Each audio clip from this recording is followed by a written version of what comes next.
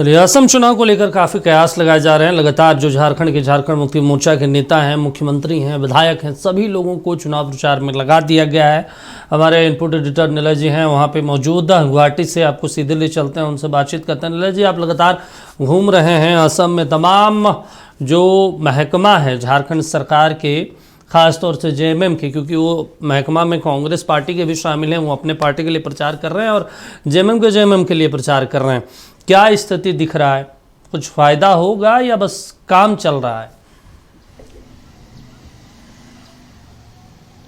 देखिए दीपक, अभी आपने कल्पना सोरेन जी को सुना और जिस तरीके से वो बोल रही हैं कि यहाँ पे गरीबी है। अभी मुख्यमंत्री हेमंत सोरेन जो है वो अभी रैली को संबोधित कर रहे थे और उसमें उन्होंने ये भी कहा है कि चाय के मजदूरों को जितना पैसा मिलता उतने पैसे में यहाँ जहर भी नहीं मिलेगा, जहर भी महंगा हो गया है। और बीजेपी जो है वो सिर्फ हिंदू मुस्लिम करके नफरत फैला रही है और इसी वजह से वो भावनाओं को भड़काकर अपना वोट ले रही है और अपनी सरकार बना रही है। देखिए, राजनीति में तो ये आरोप और प्रत्यारोप होता ही रहता है, लेकिन अगर आपने जो पूछा है कि झारखंड से यहाँ पर जेएमएम भी चुनाव लड़ रही है और कांग्रेस तो पहले से ही लड़ रही है और दोनों के ही मंत्री यहाँ पे कैंप किए हुए हैं। अगर हम कांग्रेस की बात करें तो कांग्रेस से दीपिका पांडे सिंह, शिल्पी नेहा तिर्की और इरफान अंसारी, ये तीनों मंत्री जो हैं वो हैं। पूर्व मंत्री बंधु तिर्की काफ़ी पहले से कैंप किए हुए हैं असम में। झारखंड में वो असम के प्रभारी भी हैं।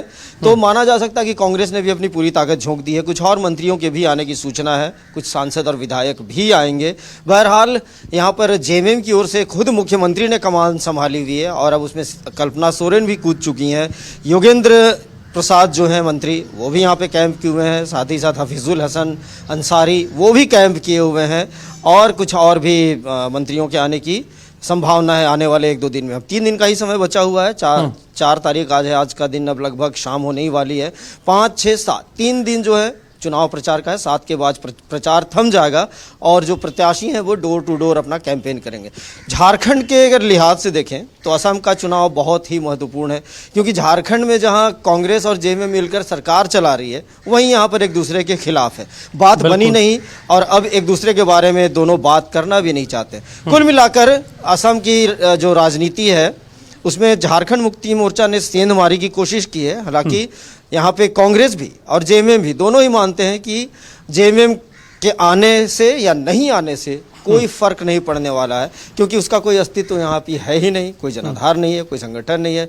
ठीक है, आपने 21 सीटों पर अपने प्रत्याशी दिए हैं, 16 पर जेएमएम ने दिए हैं और 5 पर वो सपोर्ट कर रही है अप्रत्यक्ष रूप से। तो ये माना जा सकता है कि 21 सीट पर है।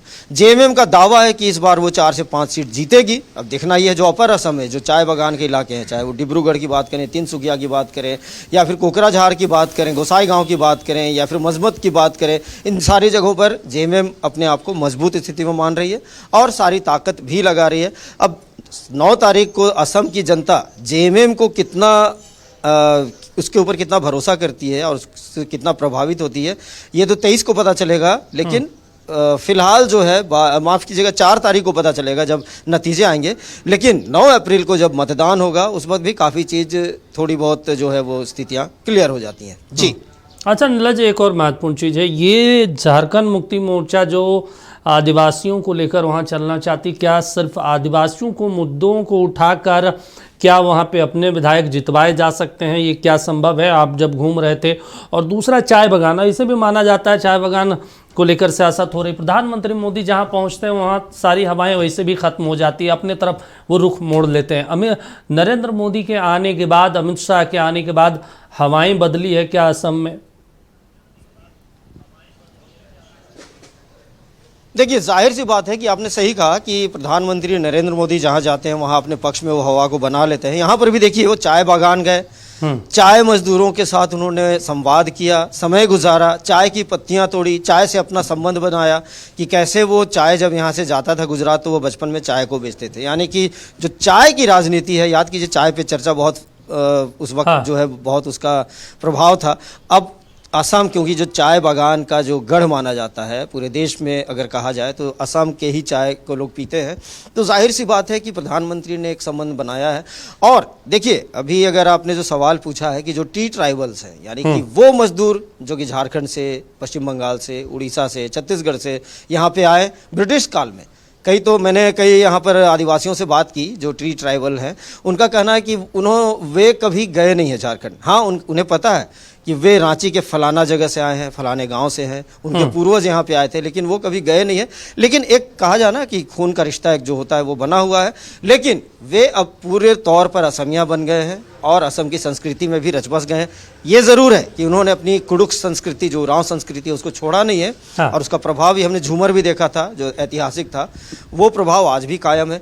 लेकिन बीजेपी ने पहली बार उन्हें भूमि पट्टा दिया, उससे वो काफ़ी खुश नजर आए और कई 3% आरक्षण दिया है सरकारी नौकरियों में, चिकित्सा की बहुत सारी सुविधाएं दी हैं, पढ़ाई की बहुत सारी सुविधाएं दी हैं। और कहना है कि आदिवासी बनाने की जो प्रक्रिया है वो चल रही है, वो भी आने वाले समय में पूरी हो जाएगी। तो कहीं ना कहीं बीजेपी ने भी उनके लिए संभावनाओं के द्वार खोल रखे हैं। लेकिन जेएमएम की भी नज़र उसी वोट बैंक पर है, तो उस वोट बैंक को वो बिल्कुल चाहती है कि अपने पक्ष में लाएं और उसके बदौलत यहाँ पे सीटें जीते। लेकिन अब इसमें कितना जेएमएम सफल हो पाती है, क्योंकि इससे पहले भी जेएमएम कई बार असम में चुनाव लड़ चुकी है, लेकिन अभी तक उसे सफलता नहीं मिली है। चलिए ठीक है अनिल जी, बातचीत करने के लिए, जानकारी देने के लिए शुक्रिया आपका। तो असम चुनाव को लेकर महत्वपूर्ण हो जाता है, तमाम पार्टियां चुनावी मैदान में है और ऐसे में आज भी कई नेताओं की जनसभा है, जिसमें हेमंत सोरेन की जनसभा है। इसके अलावा भारतीय जनता पार्टी के कई बड़े नेताओं की जनसभा वहाँ पे आयोजित है।